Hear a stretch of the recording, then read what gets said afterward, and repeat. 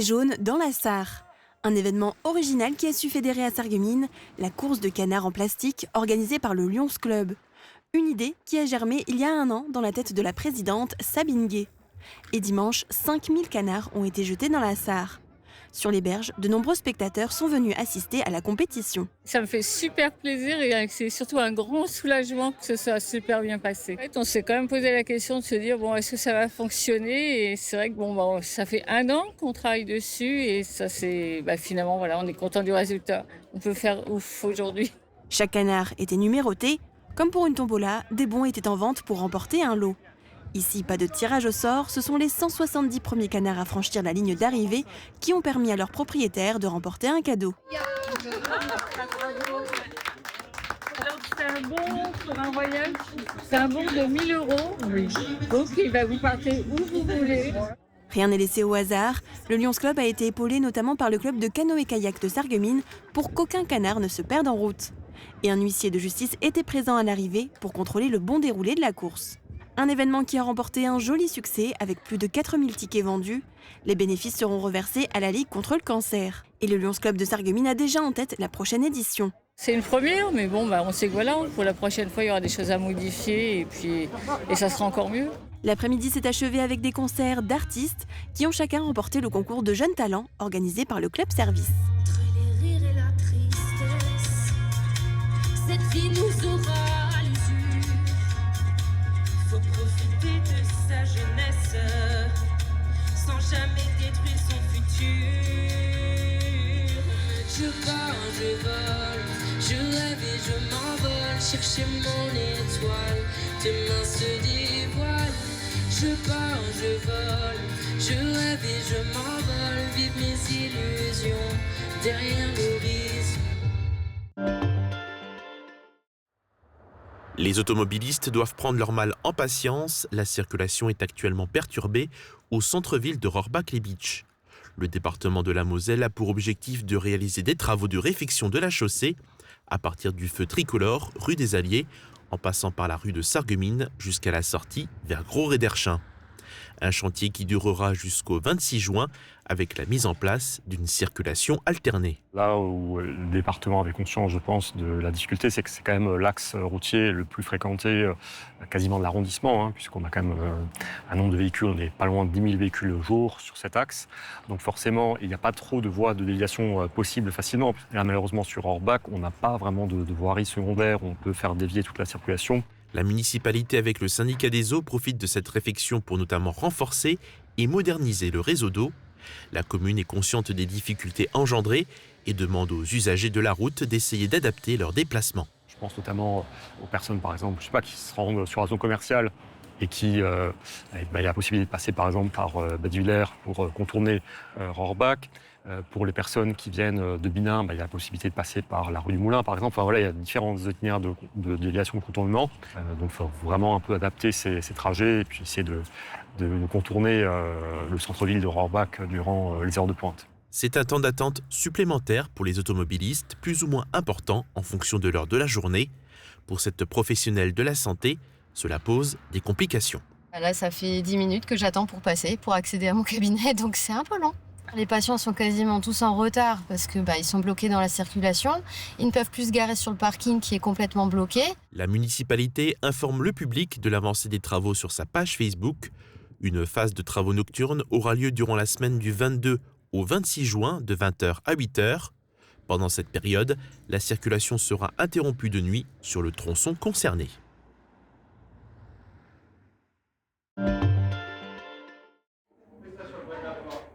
Si vous volez avec un avion, vous volez avec un relais Litch dedans. Cette simple phrase permet de se rendre compte de l'importance de cette entreprise. C'est bien simple, sur le marché des relais électromécaniques, Litch International Europe est le leader mondial avec une production d'1 million à 1 200 000 pièces par an. Elles sont utilisées dans l'aéronautique, le ferroviaire, le militaire, le spatial, le nucléaire ou le naval. C'est une entreprise en pleine santé que le sous-préfet de l'arrondissement de Sarreguemines, Wassim Kamel, a visité. On devrait terminer l'année à 220 millions d'euros. On est sur une croissance annuelle entre 10 et 15% chaque année, donc ce qui est non négligeable. Notre ambition, c'est d'arriver à plus de 300 millions d'euros en 2030. C'est pas juste un vœu pieux. Je pense qu'on a les moyens et l'ambition, l'investissement aussi. Mais comme je dis, on peut avoir la meilleure stratégie, mais c'est les femmes et les hommes, les talents qui feront que cette stratégie qu'on a déjà établie avec l'ensemble des équipes est réalisable ou soit réalisable. En plus de nombreuses personnes en intérim, Leach International Europe emploie 333 personnes en CDI. Ces effectifs vont être profondément renouvelés dans les prochaines années. D'ici 3 à 5 ans, on va avoir pratiquement 120 personnes qui vont partir à la retraite. Donc notre volonté, c'est aussi pérenniser cette activité, notamment au sein de Leach International Europe, en montant des partenariats notamment avec les écoles d'ingénieurs, mais aussi travailler sur un implant qu'on vient de faire notamment en juin. On a pratiquement plus de 100 intérimaires sur site pour pouvoir aussi pérenniser cette activité-là et les transformer en CDI. Et puis, il y a aussi l'alternance. L'alternance, on vient de lancer notre campagne pour la rentrée septembre. On a 13 alternants qui vont venir renforcer les équipes de Leach International Europe. Des emplois sont encore à pourvoir. Aujourd'hui, de ce que l'on recherche, on a une quinzaine de postes qui sont ouverts, notamment sur la partie ingénierie, on a aussi sur la partie commerciale, on a aussi sur la partie production. En visitant l'entreprise, le sous-préfet s'est rendu compte de la qualité du travail réalisé ici. C'est une entreprise où 80% de la main-d'œuvre est féminine. Et je veux dire, franchement, j'ai été ébloui par la qualité de travail, les doigts de fée de ces femmes, de ces opératrices qui font un travail exceptionnel sur des pièces de moins de 0,001 mm. S'il y a la production, il y a aussi l'invention pour conquérir de nouveaux marchés. On a pu rencontrer aussi le directeur chargé de l'innovation. Et encore une fois, c'est une entreprise qui a déposé dans les dernières années 4 ou 5 brevets de nature mondiale.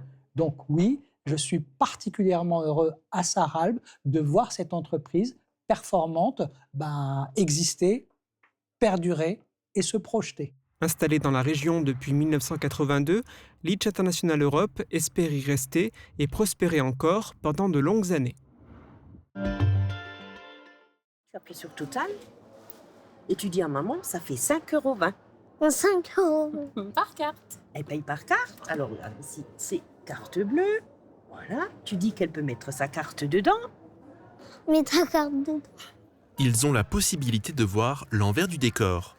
Le carrefour de Sarreguemines a inauguré l'ouverture d'une nouvelle opération qui se déroulera le mercredi. Une caisse spéciale a été installée pour permettre aux enfants de prendre le rôle de l'hôte ou de l'hôtesse de caisse.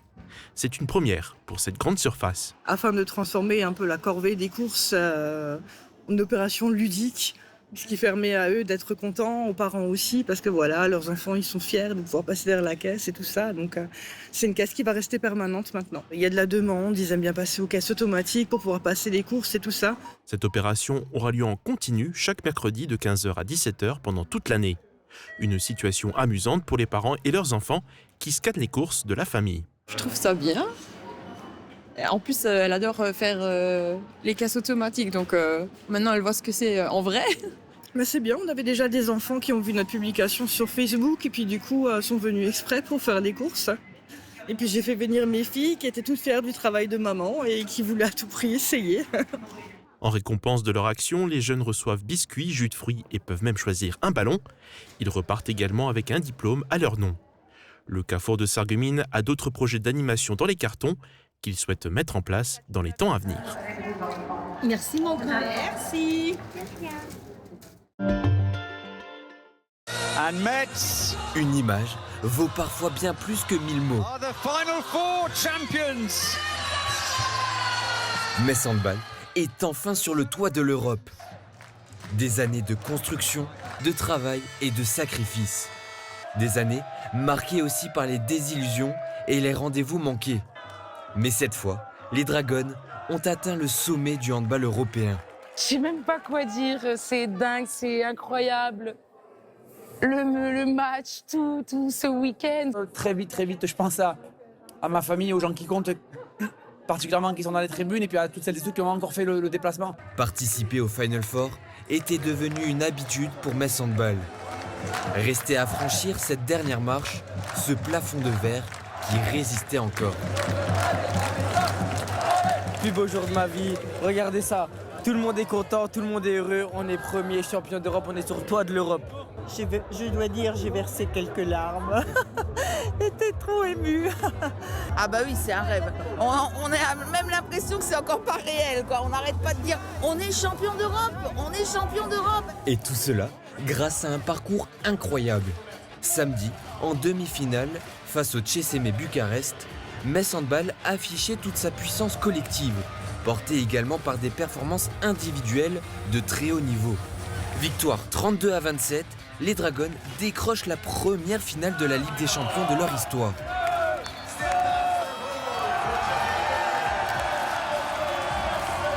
Ouais, c'est la finale, c'est un truc de ouf. Quel plaisir d'arriver là devant tous les journalistes et de pas pleurer. C'est un sentiment que j'avais encore jamais connu et que je suis très heureuse de vivre aujourd'hui. Très heureuse. Mais franchement, j'ai envie de penser à demain. Et pour cause, Metz Handball n'est plus qu'à 60 minutes d'un rêve devenu accessible. Les Messines affrontent les doubles tenantes du titre, Győr. Dans une enceinte en ébullition, les deux équipes se livrent un combat intense. Au retour des vestiaires, Metz est sur un nuage. L'écart grimpe jusqu'à même 6 buts d'avance pour les jaunes et bleus. Les Hongroises vacillent. Malgré un retour dans les dernières minutes, elles ne parviennent jamais à renverser la tendance. Score final 31-29. Les Messines peuvent exulter. And there goes the buzzer. And Metz have won the Final Four. Ces filles, quelques-unes issues de la formation mosellane des Messines qui sont. Et puis c'est cette capacité au club de pouvoir rayonner à ce niveau-là. Et vous voyez ce public aujourd'hui qui est ravi, avec un état d'esprit qui est un état d'esprit du handball. Le grade, c'est le fruit d'une longue quête. Et c'est vrai qu'on pleurait de joie à Budapest parce qu'on est très fiers. Metz, c'est la première équipe française qui emporte une coupe d'Europe de handball.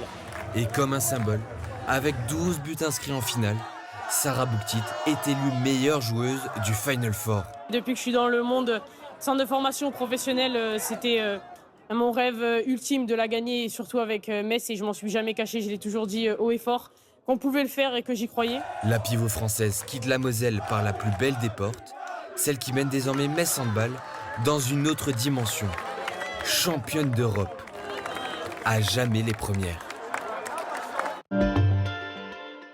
Super U Rohrbach vous accompagne au quotidien et par tous les temps. Des bouquets colorés et parfumés, des plats frais et gourmands, ça ressemble au printemps. Cafétéria et fleuriste à retrouver à l'entrée de votre magasin. La météo avec U, commerçant autrement. Bonjour à tous, bienvenue dans cette météo. Pour demain, une moins belle journée qu'hier, mais le soleil reste tout de même le maître dans le ciel.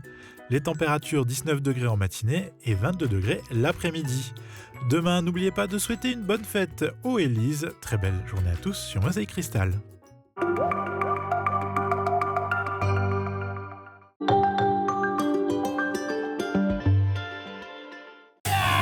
Du 26 au 28 juin, vivez 3 jours de fêtes de musique et de spectacles à l'occasion de la 33e édition du Festival de la Saint-Paul. Dès le vendredi dès 17h45, rejoignez l'inauguration avec la musique municipale, puis vibrez avec Epic Love des Datsis Brass Band. Le samedi soir à 22h30, ne manquez pas Canopée, le grand spectacle déambulatoire de la compagnie Remue Ménage. Animation pour toute la famille, spectacle de rue, marché d'artisans potiers, surprise chez les commerçants. Retrouvez le programme complet sur saintpaul.sarreguemines.fr. La plateforme d'accompagnement et de répit m'a proposé justement ces services. Et j'ai compris à ce moment-là que moi, j'étais aidant. Donc, il y avait une possibilité d'avoir 2 fois par mois une personne qui puisse venir rester avec Jean-Pierre pour que je puisse faire des choses à l'extérieur. Quand je reviens, je suis détendue. Ces personnes-là sont là pour nous apporter du bien-être. Donc, c'est formidable.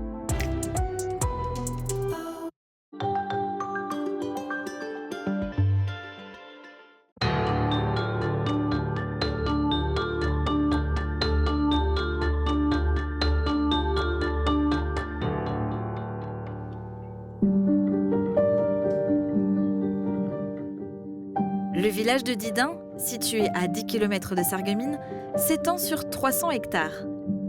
Encerclé par la Sarre et par la D33, il ne manque pas de charme avec son église, son moulin et ses habitants, surnommés les Sandhase ou lapins de sable en raison de la terre sablonneuse du banc. L'histoire de Didun est mouvementée et riche à la fois. Les hommes y ont vécu autrefois du labeur de la terre et se sont battus pour la défendre. Au fil des siècles, ils ont construit ce petit coin de terre qui fait leur fierté. À travers leur histoire, les légendes qu'ils racontent, c'est tout un patrimoine qu'on redécouvre.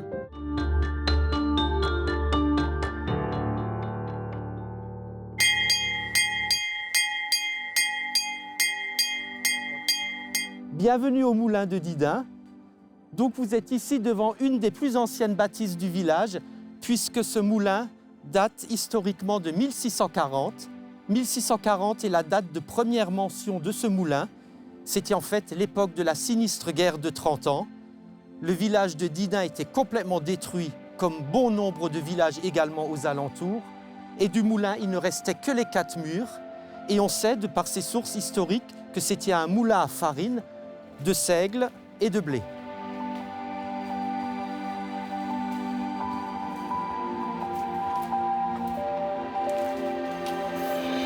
C'était un ancien moulin à 2 roues, donc on voit encore l'emplacement des 2 roues, dont l'activité s'est arrêtée en 1939. Le grand-père de l'actuel propriétaire, Gustave Pfeiffer, avait repris le moulin en 1937 et il est connu pour des faits de résistance.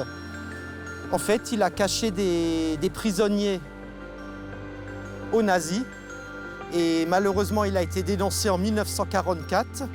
La Gestapo l'accueillit dans la cour du moulin. Il a été déporté au camp de Schirmeck, puis ensuite en Allemagne, où il a dû travailler dans des fermes. Il a finalement pu s'échapper pendant la débâcle en 1945 pour retrouver son foyer le 8 mai. Et ses faits de résistance ont été récompensés par la Légion d'honneur en 1971.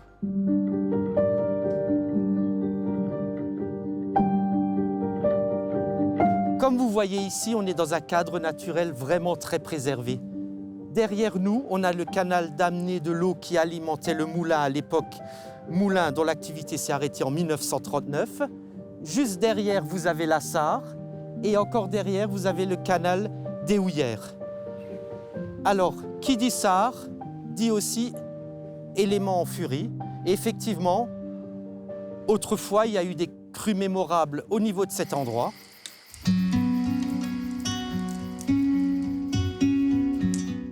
Alors, on est vraiment dans un cadre naturel préservé, puisque là, je tiens un magnifique orme. C'est un orme solitaire, alors c'est peut-être encore un des derniers qui reste dans le secteur, parce que malheureusement, ces arbres majestueux sont victimes d'une très grave maladie qui est la graphiose de l'orme. Et ici, nous avons la chance, en bord de Sarre, encore d'avoir ce très beau spécimen préservé.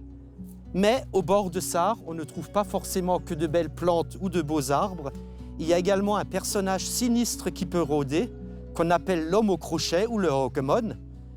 Personnage légendaire très connu et qui peut happer les petits-enfants qui s'approchent trop près de l'eau avec son crochet. C'est un croque-mitaine que les parents utilisaient bien volontiers pour prévenir leurs enfants de ne surtout pas s'approcher de l'eau. Donc personnage sinistre, mais qui a certainement sauvé beaucoup de vies.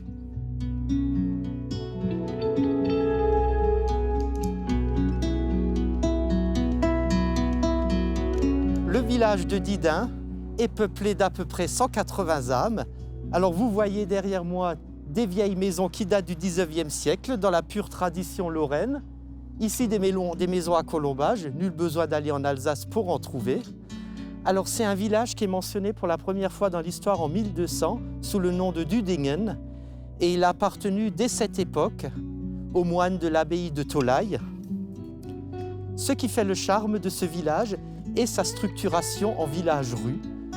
C'est une structure qui est apparue à la fin de la guerre de 30 ans et qui se caractérise par une rue où les maisons sont accolées.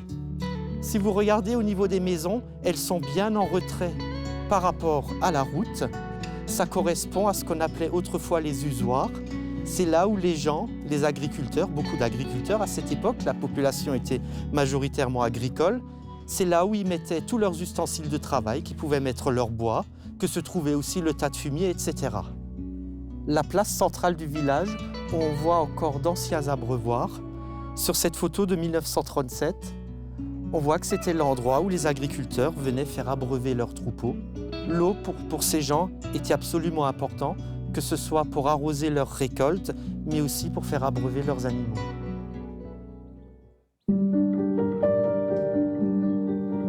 Un des éléments qui fait la fierté des villageois de Didin est ce magnifique calvaire de la Sainte Trinité. Alors, ce calvaire date du milieu du 19e siècle. Alors, pourquoi la Sainte Trinité? Si on démarre du haut, vous voyez ce magnifique Dieu le Père qui tient un globe, le Christ et l'Esprit Saint sous forme de colombe. Et cette iconographie de la Trinité n'est pas anodine, puisque la paroisse de Didin est placée sous la protection de la Sainte Trinité. Sur le fût d'aspect violonné, vous avez d'une part Saint-Pierre qui tient les clés, mais aussi Marie-Madeleine, et surtout en bas, une très belle représentation de Saint-Georges qui terrasse avec sa lance le dragon.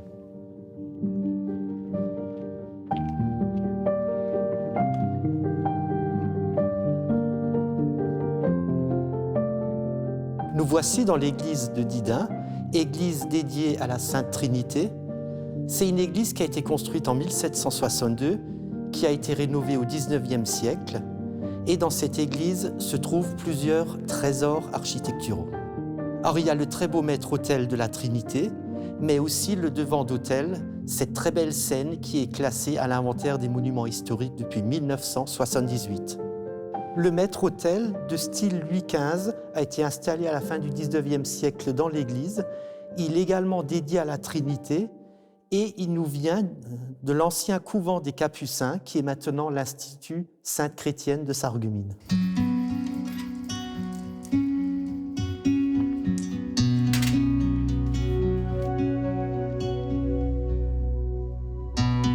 Donc Didin est un petit village typiquement lorrain qui a su garder toute son âme, toutes ses particularités. C'est un village où il fait bon vivre, un village qui respire la paix, la sérénité, la tranquillité, avec un riche patrimoine historique, également un beau patrimoine religieux et surtout une nature très préservée.